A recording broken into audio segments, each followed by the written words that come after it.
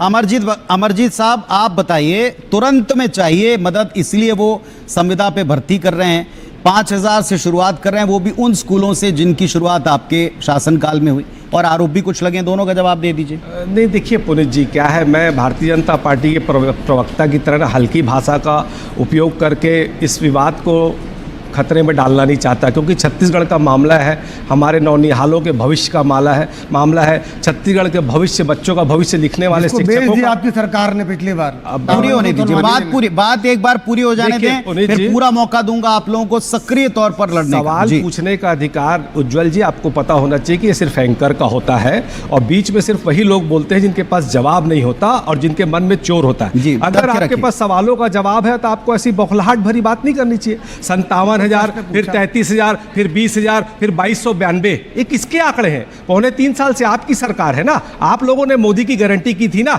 आप क्यों संविदा पर भविष्य लिखना चाहते हैं? मुझे एक चीज बता, पूरी शिक्षा व्यवस्था पुनीत जी संविदा और अस्थायी नियुक्तियों के भरोसे रहेगी तो इस छत्तीसगढ़ के नौनिहालों का भविष्य क्या होगा? और फिर बड़ी बड़ी बात करते हैं तो मैं सिर्फ इतना बोल सकता हूं कि नौनिहालों के मुकद्दर में अंधेरा लिखकर भारतीय जनता पार्टी रोशनी मना रही है महफिलों में, तो ये इनकी सच्चाई है। और जो शिक्षक है उसको भी पढ़ाने से ज्यादा सर्वे, डाटा एंट्री और चुनावी कार्य और सरकारी योजनाओं की रिपोर्टिंग में लगा देते हैं। सच तो ये है कि ये हक देना नहीं चाहते, ये निजीकरण करना चाहते हैं। और पुनीत जी, एक बात और मैं कहना चाहूंगा, आप देख लीजिए 3.25 साल में आरटीई के तहत जो गरीब बच्चों का हक होता है निजी स्कूलों में 25% भर्ती का, उसको तक तो ये पूरा नहीं कर पाए। एक बात का जवाब आप भी दीजिए, मैं आपसे पूछ रहा हूं, एक बात का जवाब आप भी दीजिए। मैं आपकी सारी बातों में किसी पे नहीं रोक रहा, सिंपल वो पूछ रहे हैं कि अगर इस प्रक्रिया में टाइम लगा तो आप उस पर घेरेंगे, और अगर ये 5,000 से तुरंत रिलीफ दिया जाए उन आत्मानंद स्कूलों में जिनकी सूरत बिगड़ गई, जिनमें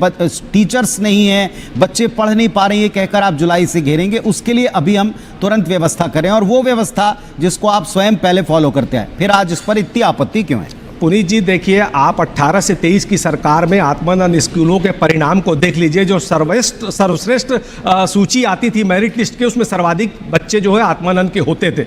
लेकिन मैं चलो उस पर बात नहीं करना चाहता, मैं ये बोलना चाहता हूँ, भाई आप 33,000 से 2292 से 5,000 पे आ रहे हो, वो भी इस सत्र में लाभ नहीं मिलेगा, वो भी आपको पेंशन का हक नहीं मिलेगा। तो अगर तत्काल, मेरी बात सुनिए, अगर आप इनको पूरा करना चाहते हैं तो क्या आप चाहते हैं कि सब पर संविदा हो जाए? अगर शुरुआती तौर पर क्या आपको ये राहत, मैं वही कह रहा हूं कि उनके उत्तर पर आप अपनी बात रखें। वो कह रहे हैं तुरंत राहत के तौर पर हमको 5,000 भरने पड़ेंगे। नहीं, निश्चित तौर पे भरने चाहिए, लेकिन देखिए जो शिक्षा मंत्री की घोषणा है, शिक्षा मंत्री 3 बदल गए, इनकी घोषणाएं, गारंटियां सब बदल गई। अब वो कह रहे हैं कि हम जुलाई अगस्त तक प्रक्रिया करेंगे, अक्टूबर नवंबर दिसंबर तक एग्जाम होगा, फिर जनवरी फरवरी में सत्यापन होगा। मतलब ये सत्र तो गया तेल लेने, उसकी बच्चों के नुकसान की भरपाई क्यों करेगी? और आप झूठ बोलकर समय निकाल रहे हैं, तो क्या आप उनकी तनख्वाह नहीं देना चाहते, पूर्णकालिक नियुक्तियां नहीं करना चाहते, उनको पेंशन नहीं देना चाहते, और कांग्रेस के पर्दे के पीछे छुप कर आप अपनी गलतियां छुपाना चाहते हैं? आप छत्तीसगढ़ के विरोधी हैं, इसलिए आप इस तरह की बातें करते हैं। उज्जवल जी और अगर आप एक चीज और बोल के जाइए कि अगर नहीं होगी नियुक्ति तो क्या शिक्षा मंत्री इस्तीफा देंगे? क्या अभी जो घोषणा कर रहे हैं उस पर अगर वो पूर्णकालिक नहीं उतरे तो शिक्षा मंत्री इस्तीफा देंगे क्या? आप बता के जाइए। आप बोलिए।